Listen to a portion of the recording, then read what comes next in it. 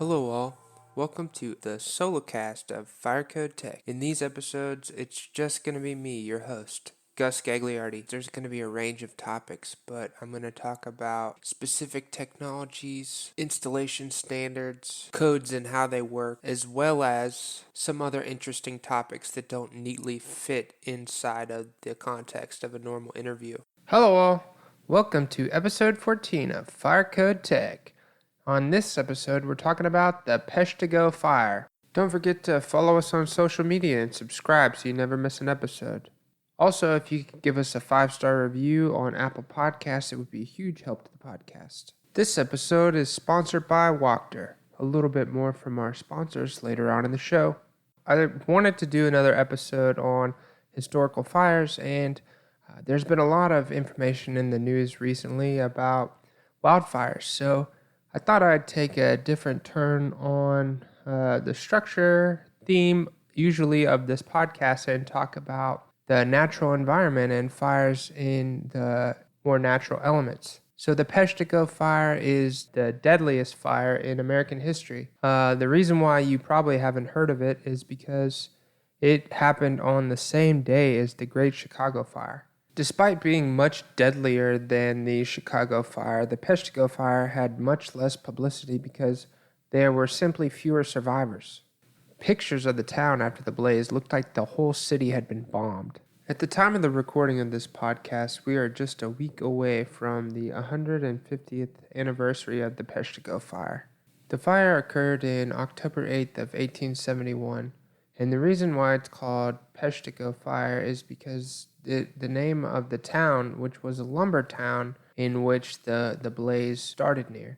To give some context of where this wildfire was in the U.S., the Peshtigo is just north of Green Bay, Wisconsin, about 45 minutes north. Peshtigo is right near one of the Great Lakes, more specifically Lake Michigan.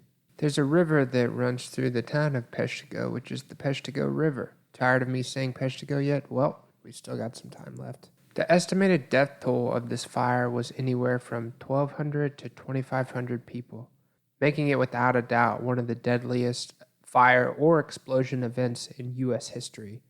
In 1871, the town was a boom town because of the lumber mills and all of the industrial operations centered on the great resource which was the pine trees of the region.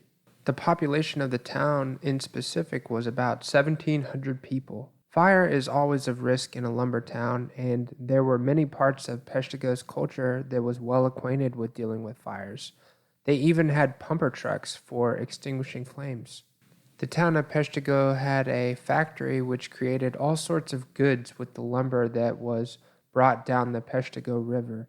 They made brooms, rolling pins, and many other goods, and from my research, I learned that there was tremendous amounts of sawdust from all the lumber activities. I wanted to touch on this point because we're all well aware of now in 2021 of the hazards associated with combustible dusts and wood milling operations, and we can say with some surety that they did not have housekeeping procedures or dust collectors back in the 1870s.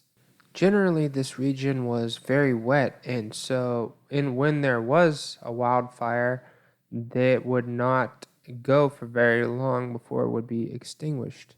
The year had been an especially dry one. They did not receive the snow or rain that they generally expected within a given year. There were many burning operations, such as clearing the forest with fire, and open fires were a ubiquitous part of everyday life for these people that were on the fringe of society out in the woods with these lumber operations.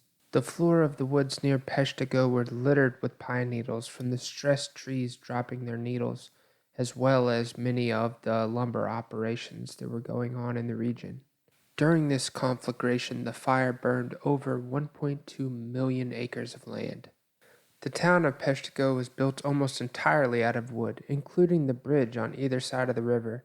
There was an incredible cold front and warm front that came together only to exacerbate the wildfire that raged. I want to take a moment to talk about our sponsor today, Wachter. Wachter is a family-owned business that provides services in many commercial and industrial market sectors, including electrical and fire alarm systems, the Internet of Things, digital transformation, and much, much more. Wachter is headquartered out of Lenexa, Kansas, but is decentralized in that they have technicians across the nation. They are looking for good candidates for fire alarm technicians in a variety of locations across the U.S. You can find out the details of these jobs and much more about Wachter on wachter.com/careers. That's wachtr.com/careers. Let's get back to the show. Another really fascinating thing about the fire at Peshtigo was that it is one of the first firestorms in recorded history. For those of you who don't know about firestorms, I didn't really until I started investigating this fire. It is a natural phenomenon, and the easiest way I could describe it would be a tornado mixed with a large wildfire or conflagration.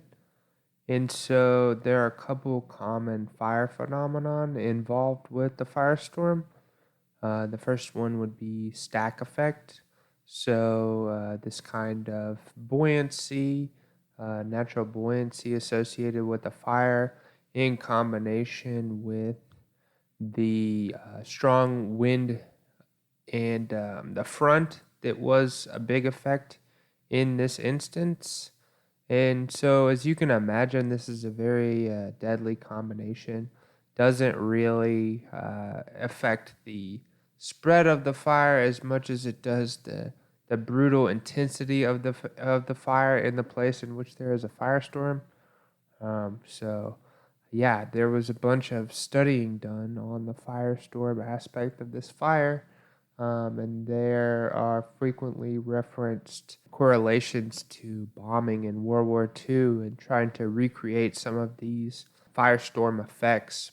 There are a bunch of grisly accounts from this fire of people trying to hide in the river, the Peshtigo River, in order to escape the blaze and drowning or succumbing to hypothermia because the flames were so intense outside of the water that people could still burn alive even though they were partially submerged. I thought, I don't know how much to take into account all of these different things from the, over 100 years ago. Definitely I've taken some of them with a grain of salt on the accounts of things burning and fusing, but I know that the temperatures and the fire effects for a conflagration of this size are pretty intense. There's an interesting theory about the Peshtigo and the Chicago fire that they were both started by a comet that was in the area at the time. The name of the comet in question was Biela's Comet, and it's pretty interesting. There are some people who study space and aeronautical societies that discuss the possibility of Biela's Comet being the source of both the Chicago and Peshtigo fires. Both of these fires were extremely fast starting and happened essentially simultaneously. Both of these fires don't really have an explanation for how they started.